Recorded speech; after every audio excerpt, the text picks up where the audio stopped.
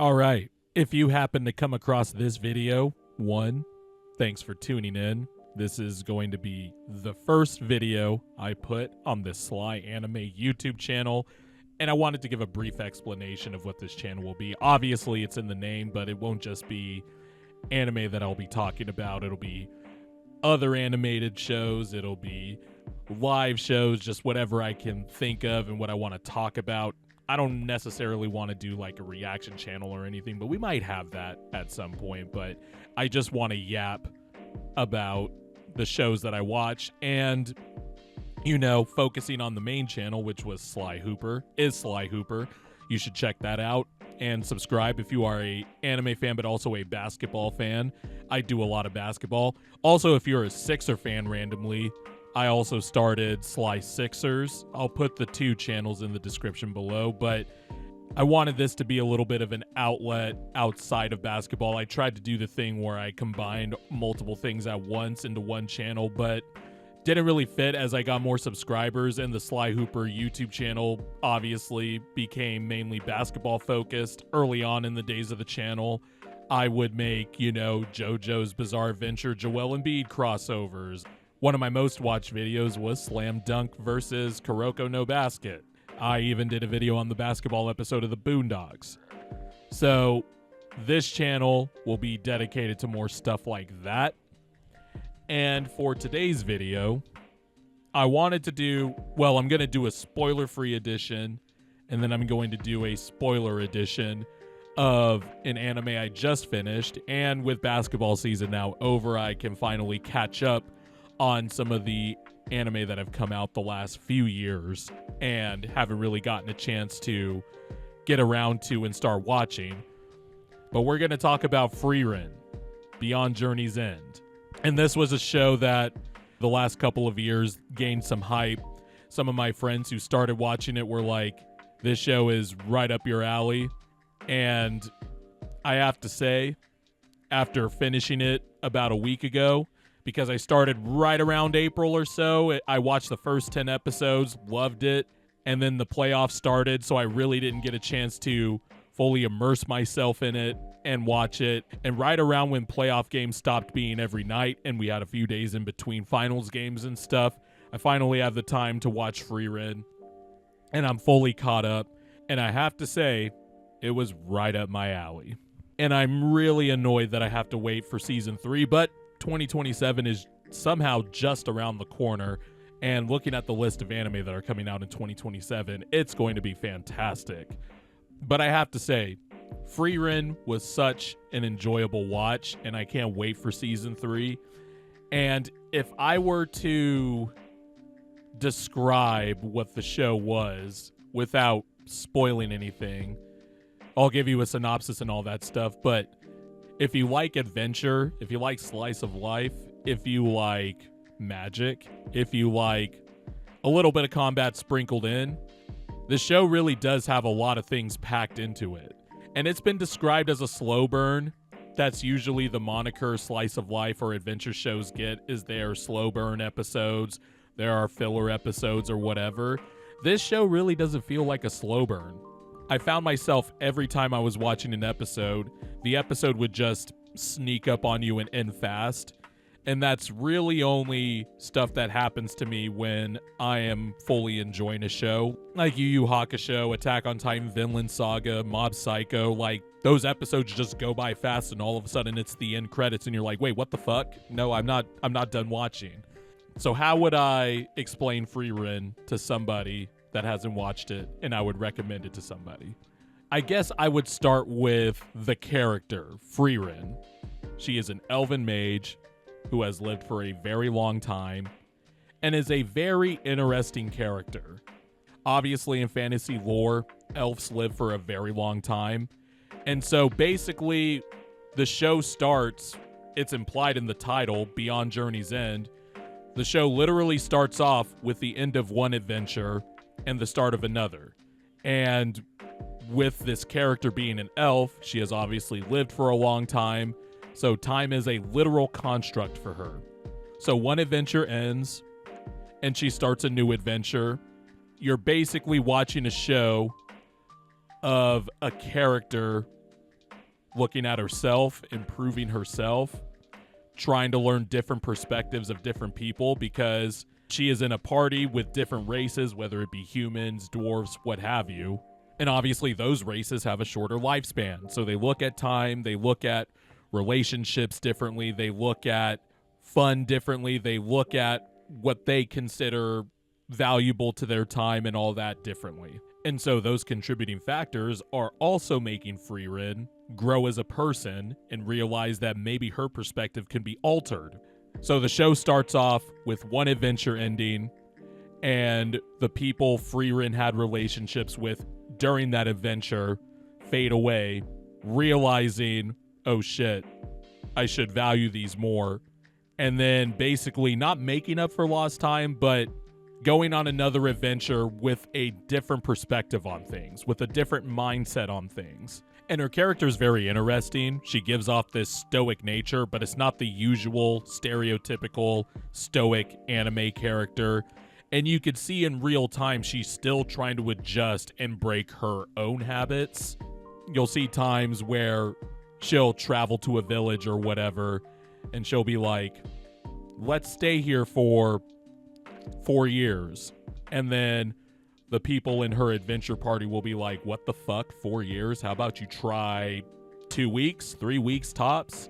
And there's a social awkward element to it. There's a indifference in her personality with certain things, like she'll forget sometimes that she's well known in the land. And those dynamics in certain scenes are very funny in that regard. And then Frieren, the character, ends up becoming a really cool mechanism for the show where there's not really, I wouldn't say an end point. There's just a long runway to whatever is building up to it. Because I know the manga is still ongoing, but there's a long runway to this show just because of the fact that she likes to take her time. She has a different perspective on time because she's an elf. She goes around searching for spells and all that stuff. The people in her party, which obviously are the two characters you probably see on the promotional poster, they go through this with her. Frieren also has her signs of immaturity, and you get this show that's great writing with character development, inter-party dynamics. The mark of a good show to me is if you can write a good character into the middle of the season and you already have a strong opinion on it, or not a strong opinion, but you already have a pretty good grasp on what the character is and whether you like that character. And much like JoJo's Bizarre Adventure or Dandadan or something like that, you just immediately love the character. Mob Psycho is another one that comes to mind, where they introduce a new character and within the episode or within 2 episodes, you like that character already. I think this show does a really good job with the traveling, the slice of life stuff. It's not dull. It's not boring. I think the voice actors do a good job of carrying the dialogue and making it interesting. The lore behind the world is interesting, and yet it feels like there's still stuff you can explore. Also, every good adventure anime has to have a good soundtrack. And if you care about soundtracks and music in a show, this show definitely has it. And this is a core tenet of mine for judging good shows, the animation is great. And that is always going to be a core tenet of mine. You'll find on this channel that my core tenet, my core belief is that animation is very important to an animated show. Shocker. There are other important elements that will determine how good a show is, but if you line up all the qualities you think of in a show, I believe there isn't a single quality that affects how good a show is or how quality a show is like having bad animation. You can have bad writing, but fireworks for animation, and that makes the show palatable. You can have bad voice acting, although voice acting is a very close second of mine. Good animation to me is the tide that lifts all the boats the most. To me, it's what we're here for. It's like listening to music. It's like what hits you in the chest the most. It's like, do you like To Pimp a Butterfly or do you like Good Kid, Mad City? I like Good Kid, Mad City. Love To Pimp a Butterfly, by the way. A very close second on the Kendrick Lamar discography. But that's how I similarly feel when it comes to animation in relation to an animated show. And I know there are people who like to do the artsy-fartsy thing and like to fancy themselves as connoisseurs and think that people who love animation above all else or whatever probably don't appreciate the fine arts of other elements of the show. I don't think that's true. I just think my belief is we all know what we're here for. I'll give you another example music-wise, and this also probably explains me a little bit. If any of you listen to D'Angelo, I really don't know if anyone listens to D'Angelo, but I would recommend it. I personally like Brown Sugar over Voodoo. Both fantastic all-time albums. And Voodoo probably has tracks on there that are his best tracks and have his full potential. But Brown Sugar just hits for me different. And it's just so effortless. And that's what I think about with animation. And the animation in Frieren is beautiful. And I'm not just talking about like fighting and Sakuga and shit like that. I'm talking about like the animation with traveling, even like mundane stuff like dancing or drinking in a tavern or whatever.